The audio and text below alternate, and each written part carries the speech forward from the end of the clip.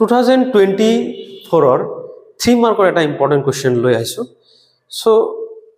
বহুত easy question হয় তো আমি কুৱেশ্যনটো প্ৰথমে চাইছো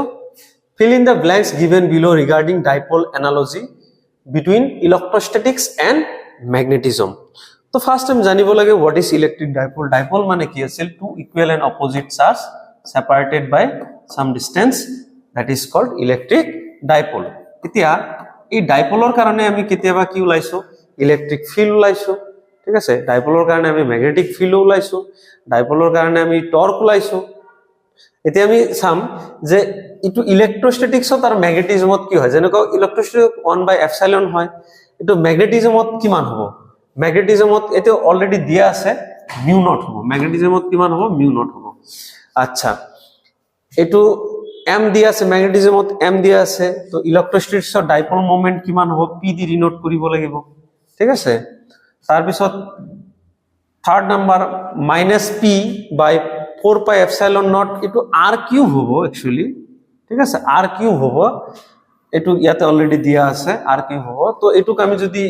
ম্যাগনেটিক ফিল্ডৰ কাৰণে লিখো কিমান লিখিম μ0/4πm/r³ এটো লিখিম আমি নেক্সট এটো আছে সোয়া μ0/2m divided by 4πr³ তো এটোৰ কাৰণে আমি কি লিখিম এটোৰ কাৰণে আমি লিখিম ইলেক্ট্ৰিক ফিল্ডৰ কাৰণে কিমান হ'ব যে 1/4πε0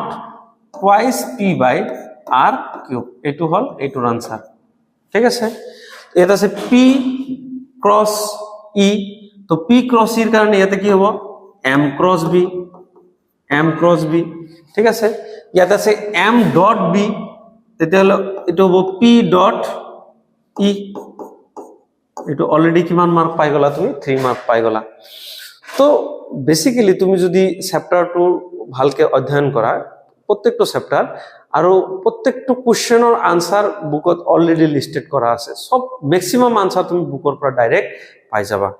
এটো ম্যাটাৰ এন্ড ম্যাগনেটিজম চ্যাপ্টাৰৰ পৰা ডাইৰেক্ট এটা টেবুলৰ পৰা উঠাই দিছে ঠিক আছে আৰু ইয়াতে 3 মাৰ্ক আছে সো মাৰ্ক ক্যাৰি কৰাটো ফিজিক্সত মাৰ্ক ক্যাৰি কৰাটো ইমান টান কাম নহয় কিন্তু যেটো ফিজিক্সৰ প্ৰতি ফোবিয়া আছে যে এটো টান সাবজেক্ট এটো নোৱাৰো XYZ যে তুমি তোমাৰ মাইন্ডক কই দিয়া যে এটো নোৱাৰো বুলি তেতে মাইন্ডে একসেপ্ট কৰি লয় যে ইটস কাৰেক্ট এটো তুমি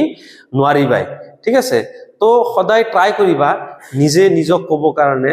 যে ফিজিক্স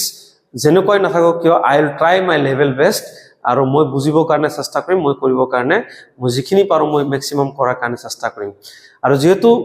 ফাইনাল এক্সাম ওচৰতে চাপি আহিছে সো মই এটাই তোমালোকক পৰামৰ্শ দিম যে তোমালোকে যিমান পাৰা প্ৰিভিয়াস ইয়াৰৰ কোশ্চেনটো চাই লবা লাস্ট 10 ইয়াৰ্ছৰ কোশ্চেন যদি চোৱা দেন তোমাৰ এটা আইডিয়া আহি যাব যে কেনেকুৱা ফাইনালত এক্সামত কোশ্চেন আহিব আৰু এপ্ৰক্সিমেটলি প্ৰায় সেম ধৰণে কোশ্চেন আহে ওকে থ্যাংক ইউ